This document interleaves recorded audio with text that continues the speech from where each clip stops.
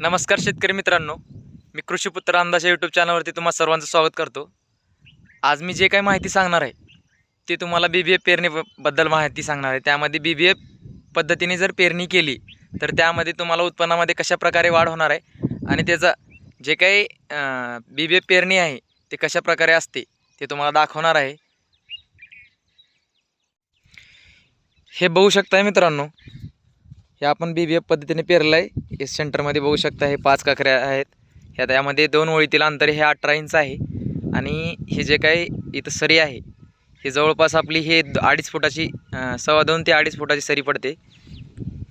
बघू शकता जवळपास आत्ता ह्या सोयाबीनला 1 महिना झालेला आहे। तुम्हाला हे नवल वाटणार आहे, पण जे काही सत्य परिस्थिती आहे ती तुम्हाला दाखवत आहे। 1 महिना झालं सोयाबीनला। बघू शकता कशा प्रकारे ह्याची वाढ आहे।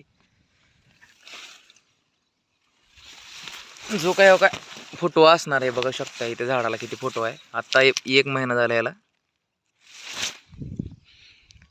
आणि ह्याला एक स्प्रे झालेला आहे।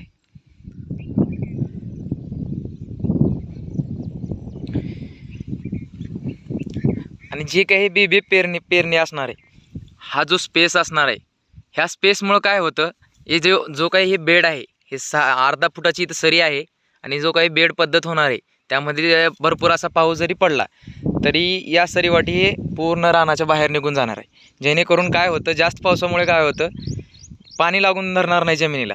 वापसा कंडिशन झाल्यामुळे अशा प्रकारे जोमदारपणे पीक वाढलं जातं। त्यामुळे BBF पद्धत ही अतिउत्तम पद्धत आहे। त्यामध्ये बघू शकताय तुम्ही, आज आपण इथं 1 एकरला जवळपास 25 किलो बी सोडलेलं आहे 1 एकरला। त्यामध्ये 2 ओळीतील अंतर हे 18 इंच आहे। चला तर मित्रांनो, आता तुम्हाला त्याचा फायदा सांगणार आहे। BBF पेरल्यामुळे कशा प्रकारे फायदा होतो। जेव्हा आपण BBF पेरणी करतो त्या 2 ओळीमधील जो अंतर आहे तो आपण 18 इंच ठेवलेला आहे आणि जे काही साईडला सरी पडणार आहे सरी ते आहे 2 ते 2.5 फुटाची। आणि काय होणार आहे, जो काही इकडं ह्या साईडला एक 2 ते 2.5 फुटाची आणि तिकडल्या साईडला 2 ते 2.5 फुटाची सरी पडणार आहे। त्यामध्ये बेड तयार होणार आहे 18 इंचाच्या 5 ओळी, म्हणजे जवळपास 18 चौक 72 इंच मधला अंतर असणारे 72 इंचामध्ये 5 ओळी असणार आहे आणि ते बेड तयार होणार आहे। बेड तयार झाल्यामुळे काय होतं, जो अति पाऊस होतो, अति पाऊस झाल्यामुळे काय होतं, ते साईडनं सरी असल्यामुळे त्यामधनं पाण्याचा निचरा होतो आणि पीक हे जोमदारपणे वाढतं।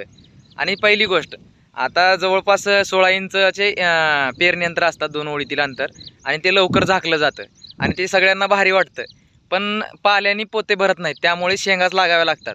आणि जर तुमचं पीक हे जवळपास महिना सव्वा महिना हे जर रान झाकलं नाही तर ते तुमचं योग्यरित्या पीक येणार आहे, जेणेकरून त्याला वारं खेळणार आहे, ऊन लागणार आहे आणि जेवढं झाड हे तंदुरुस्त असणार आहे तेवढं हे शेंगा भरणार आहेत आणि शेंगाचं फुलदार नाही होणार आहे। फुलाचं परिपूर्णपणे फळामध्ये रूपांतर होतं आणि तेव्हाच ही उत्पन्नामध्ये वाढ होते। रिकामं पाला घेऊन रान झाकून त्यांनी सोयाबीनचं उत्पन्न वाढत नाही। किती जरी तुम्ही 16 इंचाने पेरले तर तुम्हाला 7 ते 8 क्विंटलच्या वर उत्पन्न निघणार नाही।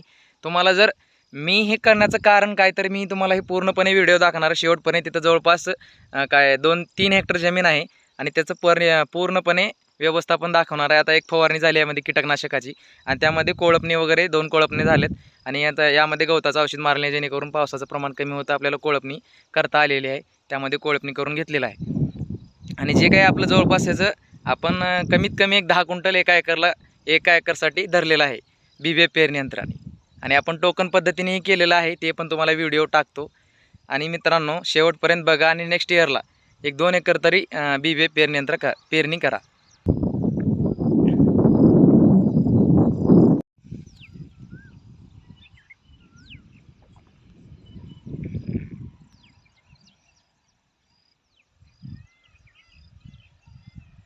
हा तर मित्रांनो, व्हिडिओ आवडला असेल तर लाईक करा आणि चॅनलला सबस्क्राईब करायला विसरू नका। आणि असेच नवीन व्हिडिओ पाहण्यासाठी चॅनलला सबस्क्राईब नक्की करा।